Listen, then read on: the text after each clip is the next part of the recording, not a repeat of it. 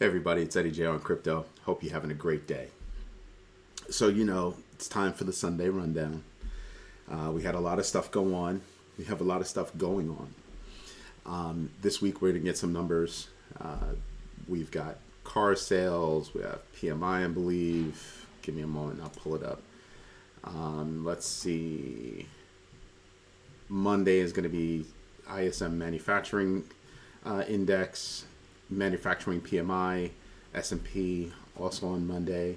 We've got job openings on Tuesday, quits on Tuesday. On Wednesday, we have S&P services. And on Thursday, we get the initial jobless claims along with continuing jobless claims. So we have a lot going on. We also have the unemployment rate coming out on Friday. So that's going to be a lot of news that's happening that's going forward. Something else that's going forward that I expect to actually intensify the big battle royale between the SEC and the CFTC, right? The SEC caught it on the face a couple of times last week. They've got to hand over the Hinman notes. So that's a lot going on there. The industry needs Ripple to win. That's straight up fact. In the United States, we need Ripple to win. But what happens if Ripple loses? What are the ramifications if Ripple loses? The SEC will go on a grand tour taking everybody to court. They will take everybody to court. Notice how they said, oh yeah, Bitcoin, that's commodity. They didn't say anything about Ethereum. As a matter of fact, since Ethereum moved to proof of stake, they're saying, Gensler is saying, and his cronies are saying that it's now possibly, most likely, gonna be security. Great, that's awesome. That's awesome. Here's Gary Gensler doing it again. If he were to take Ethereum down, he's gonna take everybody down. Because he didn't just say that Ethereum is a security now.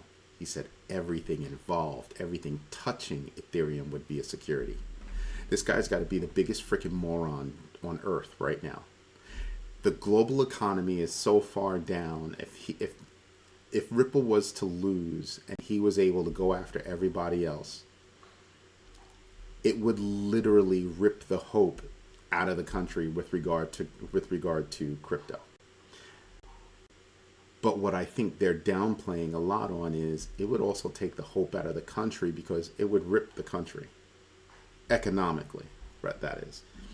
I think that it would send the country into, in my humble opinion, a depression.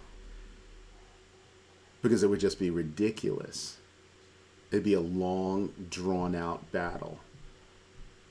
And he would go after each one of the state of the layer ones, one by one by one by one, and he would just keep going down the line unless he stopped.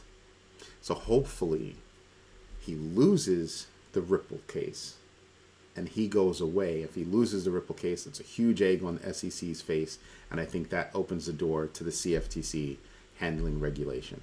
I think the CFTC is trying to step in to make that a reality now. Because Gary Gensler, when I say off the rails, holy moly, Buddy Boy is way off the rails. So I expect there to be an intensifying of that clash between the CFTC and the SEC. And truthfully, I'm expecting the SEC to lose. Because it's regulation by enforcement, and that's never a good thing. It's never a good thing. So I think that's how he's going to get hammered. Beyond that, did you know that Credit Suisse is having problems? Who knew? They're having major problems. Of course, we kind of all knew, right? Back in June, they were found guilty, of not having strong money laundering rules. You could see the writing on the wall that Credit Suisse was having major problems. The problem with this scenario is, who would Credit Suisse take out with them? Now, is Credit Suisse alone? I don't think they would be alone, and I think if they went out, there might be other banks that would also go out, or at least be affected by. And then I think that there would be major regulation enhancements going forward. So that's something that I'm looking at. And the reason why is because I think that if banks take a hit, people look at crypto in a positive way, like, oh, well, can't trust a bank. Crypto, for the most part, is decentralized, isn't it? So I don't have to put my trust in a bank. Just saying. And I can be basically liquid. So when I look at all this, I kind of say, yeah, you have the CFTC versus the SEC. You have crypto that is maintaining. As the stock market takes hits, as the economy takes hits, amazingly enough, crypto is maintaining. And that's saying a lot in this current economy. Now, continuing on that forward look, I'm also looking at things like Coinbase having problems. I'm looking at WazirX laying off 40% of their crew. Who owns WazirX? Can somebody tell me that? Can you hit me? Because I don't know if WazirX owns WazirX or if Binance owns WazirX. Now, if Binance has a piece of WazirX, them laying off their crew is not going to phase Binance in the least, right? Because they just want the users anyway. They want the assets anyway, so it's not a big deal to them. But WazirX going out would be a problem, especially in India. They're mostly India-based. They like to say that they moved to Dubai or whatever, Middle East. I'm thinking that they're based in. I'm thinking they're still based primarily in India, or their user base is in India, and that would pose a problem for Indians. Of course, I think that also means that you're going to have a lot of people that are going to move toward using VPNs and getting on other exchanges, which is probably happening right now. So that's something to contemplate. Hard to beat a VPN because all they have to do is keep flipping IPs, and you just flip. So if they're flipping IPs, you flip VPNs, and that way you're flipping IPs all the time. So that's how that works. But yeah, I'm looking down the road at what kind of possibilities could be coming, and I see that heat, rising in U.S. government agencies, right? SEC, CFTC. I think that's going to be an issue. I think the banking industry, I think everybody in that space, the bigwigs in that space, I think they're all making phone calls. Hey, what's up with Credit Suisse? Hey, what's up with Credit Suisse? I consulted a Credit Suisse, I'm going to say way back when. They've got a lot of problems, but they also have a lot of tentacles out there. It's a big bank.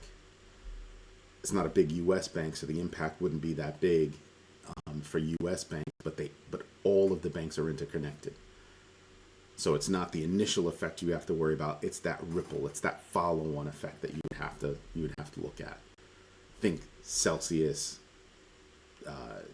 Terra Luna, Voyager. It's the ripple effect, And people think when you drop it in water, the ripple is biggest at the beginning. Sometimes in this case, the ripples can be bigger toward the end. So it depends. I had a conversation with one of my friends today about real estate, because that's my next big space that I really want to get into. And I'm like, I'm not buying anything right now.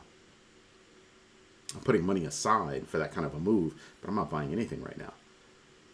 The economy has not hit low enough yet for there to be a move in that space. Right now, liquidity. I used to say cash is king. Cash is not king. Liquidity is king. Assets that you can move are king. Let me rephrase that too. Let's call it queen. Queens are stronger than kings anyway. So yeah, liquidity is queen. So when I look at everything that's going on and I look at the follow-on effects, I'm looking at a global economy that's just crashing. I'm looking at U.S. real estate that's about to crash. It's on a downward trend now. It's about to crash. When I look at the jobs report, I'm expecting jobs to remain, relatively okay for now. But you're going to have a lot of companies that are putting out there, putting people on the street because they've got to cut back. And when you stop and think about it, a lot of these places don't need to cut back. They're going to cut back because, people need to make money. And people that are high up enough don't want to make less money. So let's get rid of some of them. That's going to be a big deal. But I also think that the creativity, at least in the United States, I think creativity is going to spawn a lot of new business. And if you're looking at Web3, there's a place where a lot of new business can be spawned. There are a lot of things that can happen that can make small business grow. There are a lot more options than there were back in 2008. But I'm looking at how everything is going, and I'm saying, I think the chances are good that Gensler loses. I think the chances are good that crypto is going to experience another boom. And that might ultimately be the thing that actually helps the United States economy and actually winds up helping the global economy. I think that people in power need to stop talking about how they can get rid of crypto and instead start working on how they can coexist with crypto. The controlling of fiat is what makes you a country, right? If the power of your fiat goes away, then what?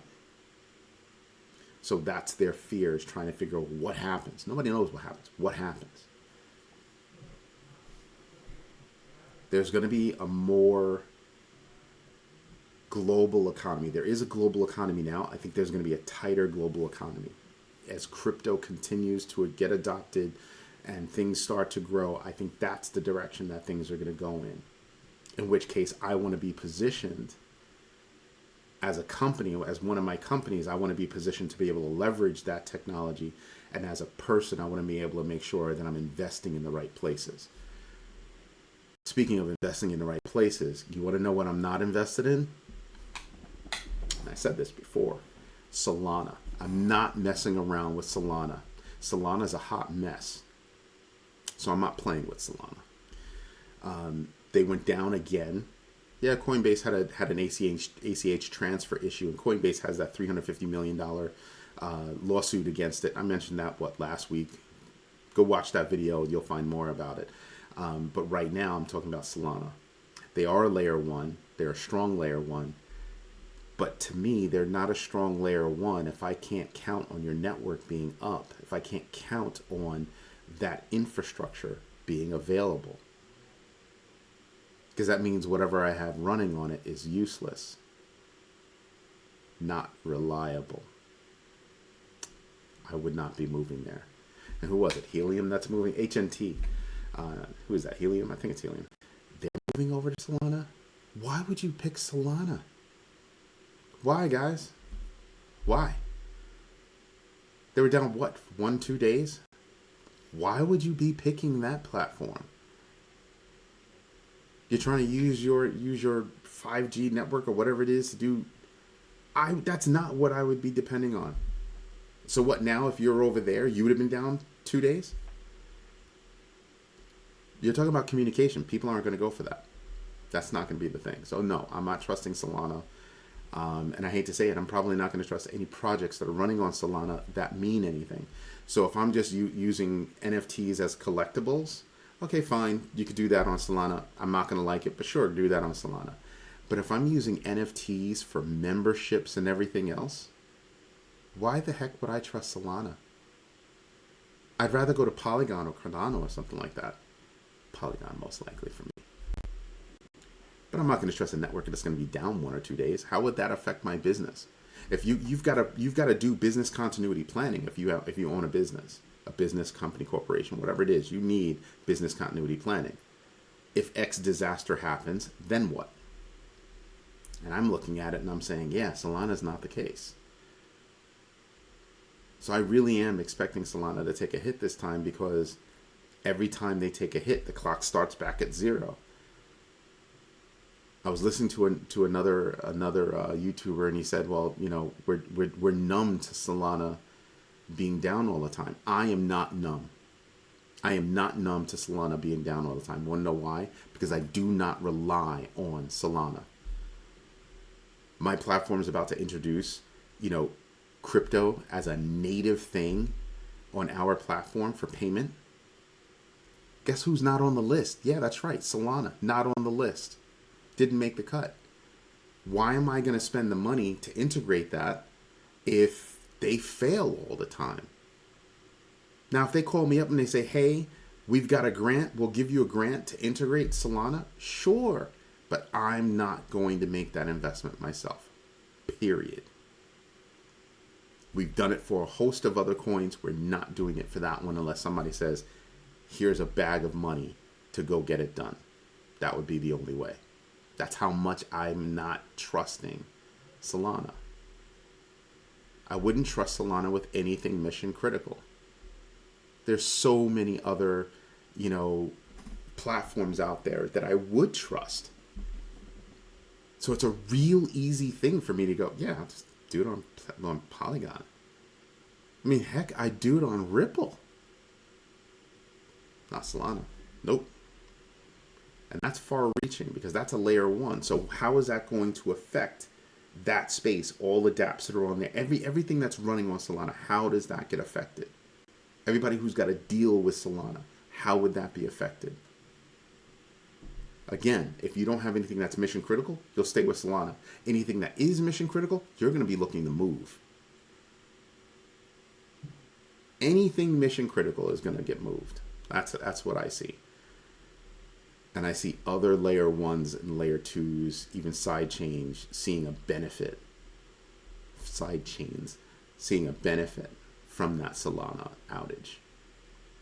Because the more that it's out, it's a matter of, oh, well, we're up 99% of the time. No, I don't want to hear about 99% of the time. Bitcoin hasn't been down. Ethereum hasn't been down. Polygon hasn't been down. So many of the projects out there have not been down. Why is it every couple of months Solana's down? That tells me, yeah, you're broken, you're busted, and you can't fix it. You have no idea how to fix the problem. So there you go. That's what I'm looking for this week. As for Coinbase's problems, Coinbase's ACH outage, you couldn't transfer in and out via ACH. Guess what? This is why I don't like centralized exchanges. This is just one of the many reasons why I'm not a fan of custodial wallets and exchanges. Nope. No thank you. I'll stick to my non-custodial options where I control my destiny. Because at some point, there's going to come a point where I don't need to maneuver money back to fiat. I'll just be able to go buy whatever it is I want to buy using whatever coin it is I want to use. Done.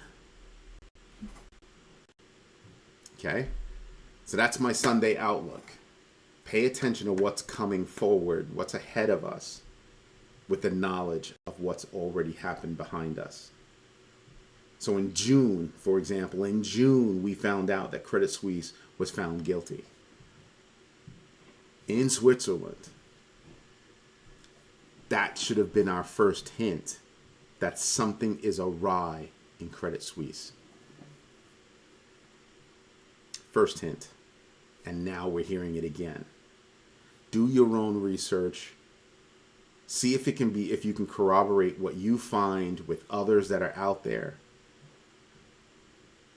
And then start to realize, figure out if it makes sense to you. Realistic sense. 2 feet on the ground sense, as my friend Elliot's grandparents used to say. That's what you're looking for. Anyway, this is Eddie J on Crypto. Hope you have a great day. Do me a favor, if you like what I'm doing, the journey that me and my kids are on, hit the like button, subscribe to the channel, and absolutely hit that notification bell so you know every single time I drop a new video. Have a good one. Bye-bye.